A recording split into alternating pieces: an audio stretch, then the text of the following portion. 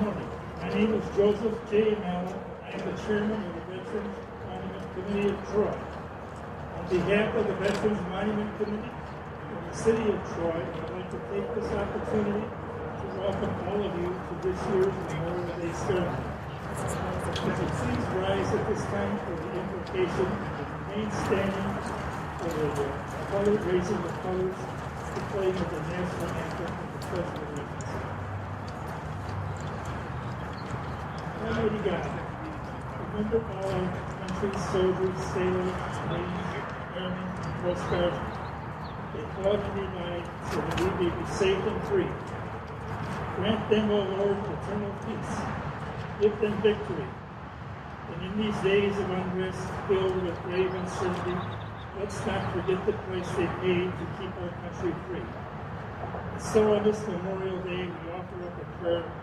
May the people of all nations be united in thy care. And grant us understanding and teach us how to live, and keep us ever mindful of the fighting men who sleep in Arlington and foreign lands, so we may ever keep the light of freedom burning in their honor. Through the years and you live by for peace on earth. It's on in many years. Forgive us our transgressions, and O God, be with us yet. Lest in pride and arrogance we needlessly forget. Amen.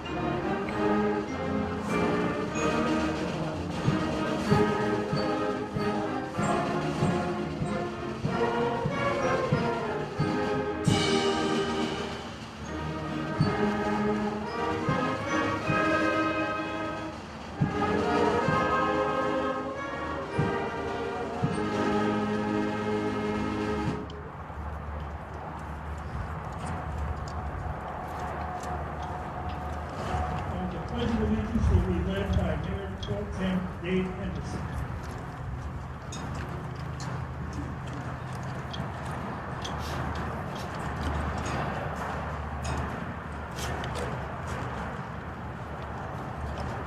I pledge allegiance to the flag of the United States of America and to the republic for which it stands, one nation, under God, indivisible, with liberty and justice for all.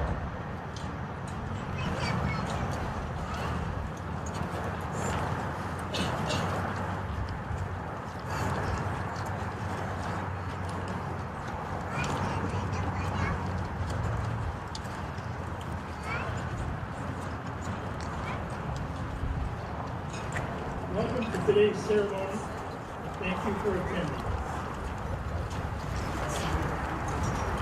I am honored to be speaking with you today on such an important occasion. We're here today to honor our service members and to remember the sacrifices they made in honor, duty, and country, to honor our heroes, and to remember their achievements, their courage, and their dedication, and to say thank you for their sacrifices. Thinking of the hero who joins us in this group today, and those who are here only in spirit. Person can't help but feel awed at the enormity of what we encounter. We stand in the midst of patriots and the family and friends of those who have lived and served. The service members we honor today came from all walks of life, but they shared several fundamental qualities. They possessed courage, pride, determination, selflessness, dedication to duty, and integrity. All the qualities needed to serve a cause larger than oneself. Many of them did not ask for leave to fight on distant battlefields. Many didn't even volunteer. They didn't go to war because they loved fighting. They were called to be part of something bigger than themselves. They were ordinary people who responded in extraordinary ways in extreme times. They rose to the nation's call because they wanted to protect the nation which has given them so much. Since the first shots at Lexington and Concord were fired when the Revolutionary War began, men and women have been answering the nation's call to duty. Millions of Americans fought and died on battlefields, here and abroad, to defend our freedoms and way of life. Today, our troops continue to make the ultimate sacrifices, and even as we lose troops, more Americans step forward to say, "I'm ready to serve." They follow in the footsteps of generations of fine Americans. The idea for Memorial Day was originally called Decoration Day. It rose from the ashes of the Civil War. Following the Civil War, at least 620,000 Americans, both Union and Confederate, and hundreds of thousands more were made. Through the course of the war, Americans had blasted at each other's lines with cannons and burned cities and towns on our own soil. Americans had locked each other in prisoner of war camps and tore up the railroads connecting the North and the South. Homes, schools, and churches from Antietam to Vicksburg were riddled with bullet holes. The war's unprecedented carnage and destruction was on a scale not even imaginable a few years before. It changed American lives forever. In those dark times, it was families who were honoring their dead and began to bring the light of reconciliation. Although there are different versions of how Memorial Day began, one story goes that the grieving families, both northern and southern, began decorating the graves of their lost soldiers with flowers and wreaths. In one city, Mississippi, people decorated the graves of both Union and Confederates. Out of respect for the families of the Union soldiers, and with the hope that someone would do the same for their lost loved ones in the North. These informal honors led to the first Memorial Day observance in Waterloo, New York. On May 5th, 1986, Congress officially recognized Memorial Day as a federal holiday. In 1887. Since then, each passing year and subsequent conflicts, we continue to honor our troops. To give awarded medals to many soldiers, added their names to monuments and built buildings for them to honor them for liberating. But nothing can replace the hole left behind by a fallen servicemen. And no numbers of medals or ribbons can comfort the ones left behind. Today, people throughout the country to remember the honor pay gratitude to those who served our country. Our gathering is just one small spark in the flame of pride that burns across the nation today. And every day. It's not a lot, but it's one way we can honor those who have made the ultimate sacrifice so that we can live in freedom. Your presence here today and that of people gathering across all America is a tribute to those lost troops and their families. It is a way to say, we remember.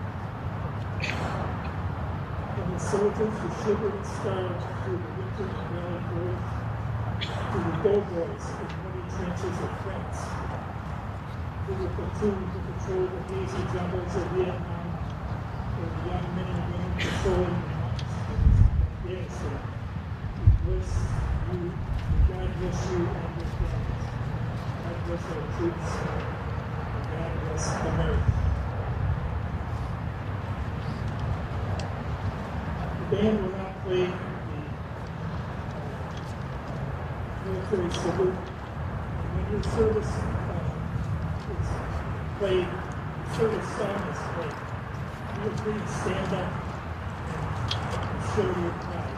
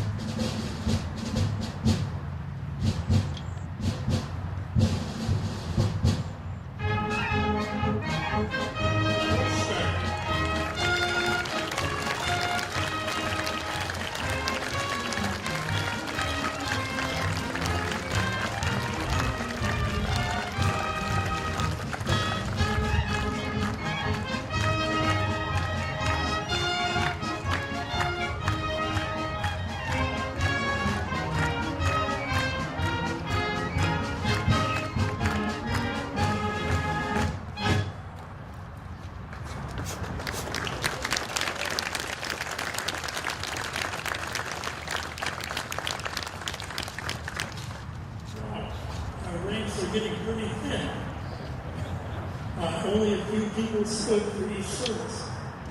But I was going to kick out of one in particular, Tony Pilata. He served in both the Navy and the Coast Guard. A big hand for Tony.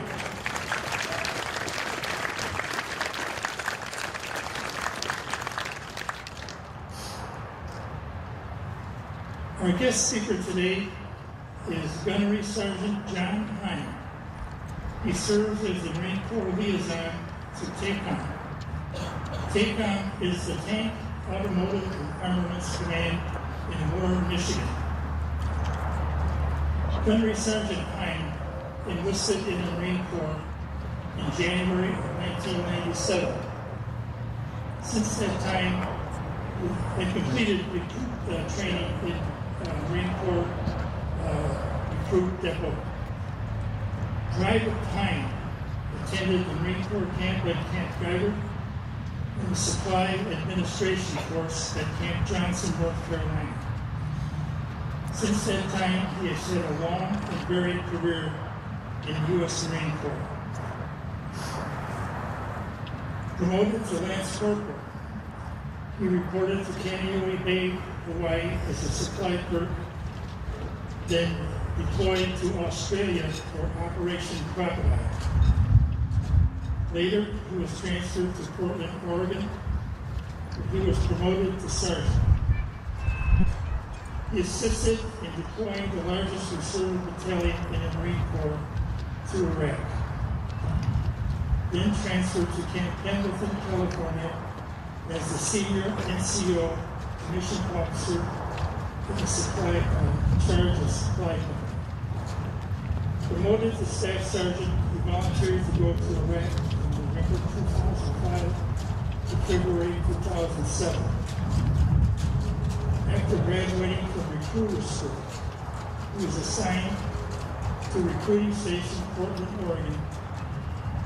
During this time, he was promoted to gunnery sergeant and later transferred to headquarters squadron MCAS, Marine Corps Air Station, Miramar, California, where he served as a squadron gunnery sergeant. In June 2011, he deployed to Qatar to be the operations chief for a VMR attachment. In July, he resumed his present duties in Warren, Michigan. Gunnery Sergeant Hine's awards include the Navy and Marine Corps Commendation Medal, the Navy and Marine Corps Achievement Medal, the Global War on Terrorism Service Medal, the Recruiter Ribbon, the Iraq Campaign Service Medal, Military Outstanding Volunteer Service Medal, and the Global War on Terrorism Expeditionary Medal. Please welcome Gunnery Sergeant Hine.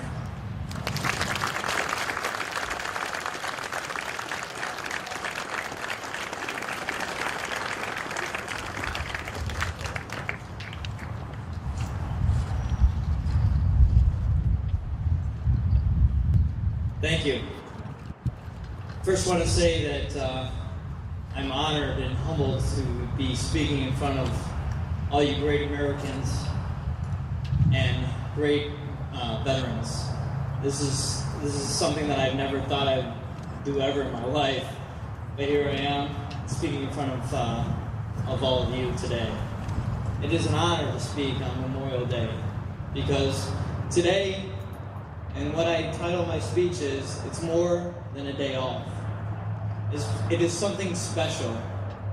I mean, I grew up in the streets of Buffalo, New York, and to me it was just a day off of school. Just thought, I don't have to go to school today, get the barbecue, play some basketball, and that was it. And then in 1997, I decided I'm going to join the United States Marine Corps. My mom thought I was crazy. I thought of myself I was crazy. But I thought, you know what? This is what I need to do. This is what I want to do. It's an all-volunteer force. I didn't have to do it, but I wanted to do it. So I went to the recruiting office, and I said, you know what? I'm ready to join the United States Marine Corps. I'm ready to serve my country. I'm ready to do things that a lot of people in this world can never say. I think it's less than 1% of the people in the United States that have ever served in the United States military. So I was proud, and I wanted to do that. And everyone that has served and is here today should be honored. But there are those people, after I joined the United States Marine Corps, the first thing that was instilled in our hearts were the people that gave the ultimate sacrifice and that died for this country and for the liberties that we have today. The first thing that was, instilled in us was everything that happened in Korea. The Americans we were outmanned 20-1. One of the most famous Marines, Jesse Puller, we were surrounded. He said, "You know what? This is where we wanted them. We can shoot in any direction, and we're going to take care of the action. We're going to take care of them." So that's what we did. Shot in any direction, and we won the war. Vietnam and Quezon. Americans were outnumbered 30-1. It went 77 days. After the 77th day, they said, "You know what? Forget it. You're going to have it. We're done. You won." But during all those wars, World War I, World War II, Revolutionary War, a lot of people paid the ultimate sacrifice.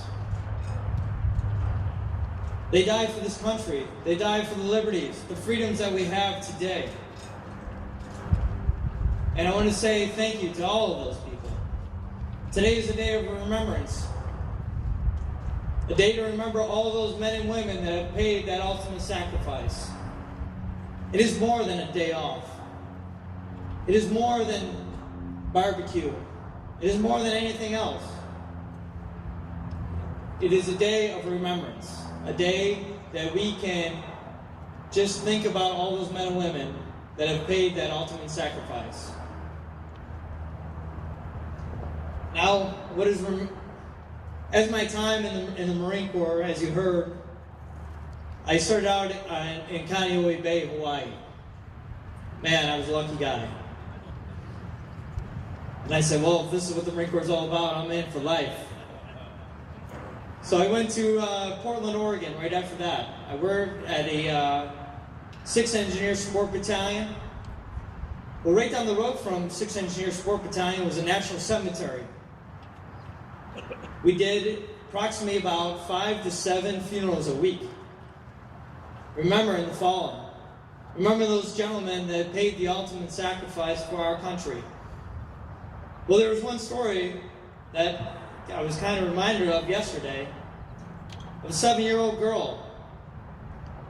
And, I was to present her with the flag, the United States flag, for her father who paid the ultimate sacrifice.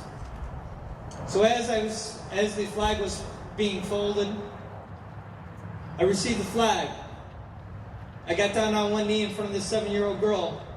Kaylee was her name. And I said, on behalf of the President of the United States, the United States Marine Corps, the Commandant of the Marine Corps, I want to thank your dad for his honorable and faithful service. And she said to me, looked me right in the eyes and said, this is what my dad wanted to do. This is what my dad joined the Marine Corps to do. He wanted to fight for his country. He wanted to pay the ultimate sacrifice if that's what it came down to be. And that's what he did. He paid the ultimate sacrifice for all of us. For everyone here today. Even for me. Yes, I served in Iraq, I served in Afghanistan, been to Qatar. You know what? I was fortunate to come back. But that young lady will never see her father again. But he's there. She will be reminded every day of everything that he has done for this country and for all of us today. It's amazing.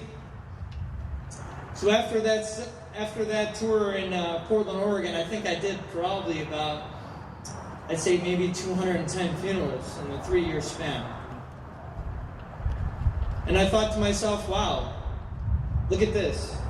All of these gentlemen and all these ladies that have paid the ultimate sacrifice for this country.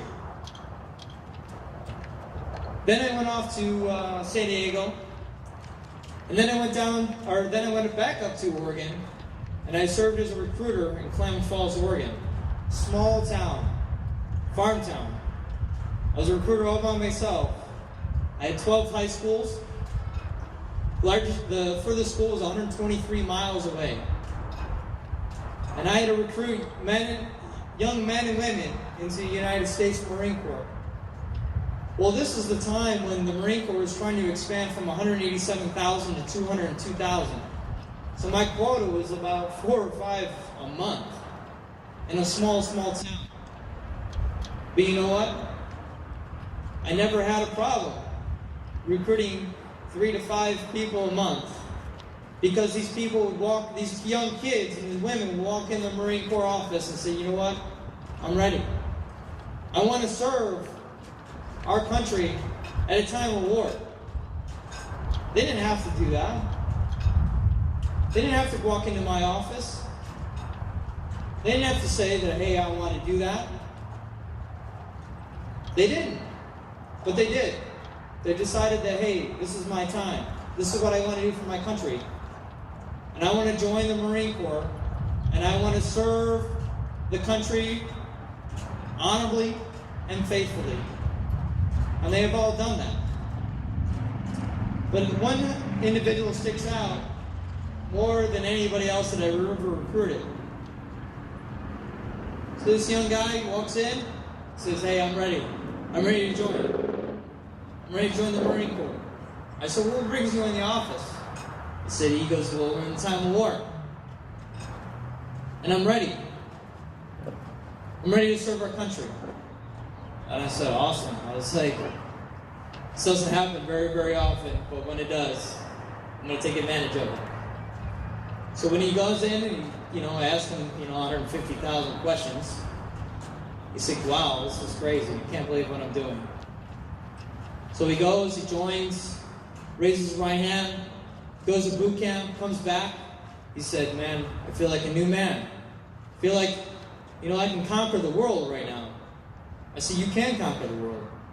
You're a United States Marine. You can conquer the world. Don't tell anybody that, says anything opposite of what you're telling me right now. But you are ready to conquer the world.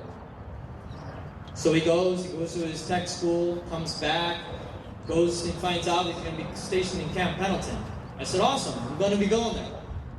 Can't wait to see you. So I go there, see him again, see him in Afghanistan this time. And unfortunately, during that time in Afghanistan, he didn't come home with me. He didn't. He got on a convoy, got out in a gunfight, and he paid the ultimate sacrifice. I went home to Klamath Falls, Oregon for his funeral. Talked to his mom, talked to his dad. And his mom, weeping in tears, said this is what he wanted to do. This is what he wanted to do. He wanted to join the Marine Corps, and he wanted to serve his country honorably. We're very proud of him. And we know that right now, he's in a better place. But he's in a better place knowing that he served his country in an honorable way and paid the ultimate sacrifice for everything. For everything that we have today. I'm very, very fortunate to be standing here today in front of everyone here because of everything that those men and women have done for this country. It's amazing. And I would go back again today. If duty calls, I would go back again. I've served my time. I've done Iraq, I've been in Afghanistan, I've been there, I've done that. But you know what? I go back again. At any time, I would go back again. And I know anybody here would go back again. Because that's what we sign up for. We sign up for this, what we do in this country. We sign up for all the freedoms and liberties that we have today. And to fight for all those. So today I want to honor everyone that has served or that has even dealt with the government and the military. Because we all are a team. We're a team one. Even the ones that have never served, I know that are supporting the military. I can't even tell you how many times every day the people I know that have been in the military that are just so honorably and just thankful for the men and women that have served this country. Thank me every day. It wasn't like that before. I'll even tell you my time that I came back from Iraq. We were coming through the Dallas-Fort Worth, Texas airport. It was amazing. Number one, we came in the plane and they gave the fire company was there and they were shooting water over the planes. We got off the plane. We're going through the terminal because we're about to go to all the different airplanes that are from different areas. They're all from all parts of the United States. And everybody stood. Everybody stood in the terminal and clapped their hands and thanking us for everything that we just did for our country. And I felt for those young kids that were getting off the plane with me and thought to yourself, thank you. Thank you for what you've done. I'm a supply guy. I'm not an infantry guy. Those guys that fight every single day, I give it to them. I give it to them every day. Even being in the military, I thank those gentlemen every single day. If I see them in the airport when I'm traveling, I'll buy them a beer. And I hope you will too. Because they've done it. They've been there, they've done it for our country. The President and Congress have asked the people of the United States to observe National Moment of Remembrance beginning at 3 p.m. local time today. So wherever you're at 3 o'clock today, take a moment, 1 or 2 minutes out of your day, to remember those people that paid the ultimate sacrifice for all of us, for our liberties and our freedoms that we have today. It's amazing. It's an amazing thing. They didn't have to do it, but they wanted to do it. So I want to say God bless America. God bless everybody here today. And thank you. Thank you for having me speak today. It was an honor. I'm very, very humbled to be here today. So thank you very much.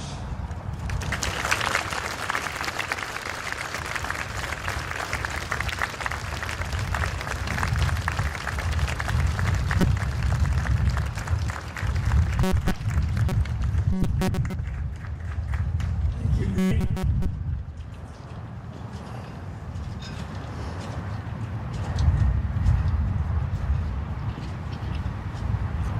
Gunnery Sergeant Hines, would you join me for the remainder of the week?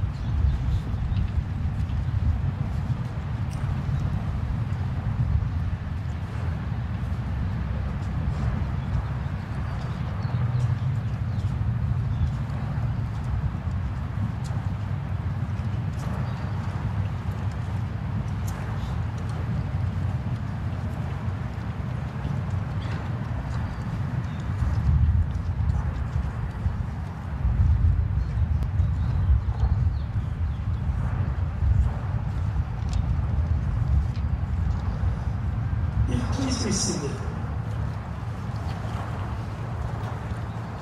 I think you noticed me kind of gimping around here. I'm scheduled for surgery, knee surgery, next Monday. If it wasn't for Memorial Day, I would probably have it today.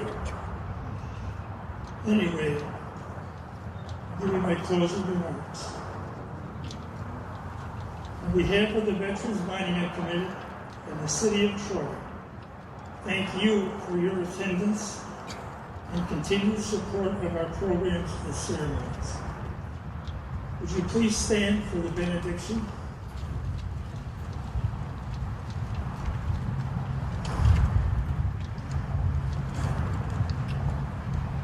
Almighty God, we are truly moved by today's reminder of how truly great is our nation. We thank you for the blessing. We thank you for our liberty. And we thank you for the young men and women who even this day wear the uniform of this nation, going in harm's way for our continued freedom.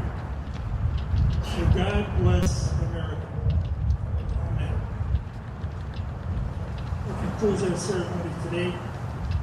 Feel free to look at the Walk of Honor.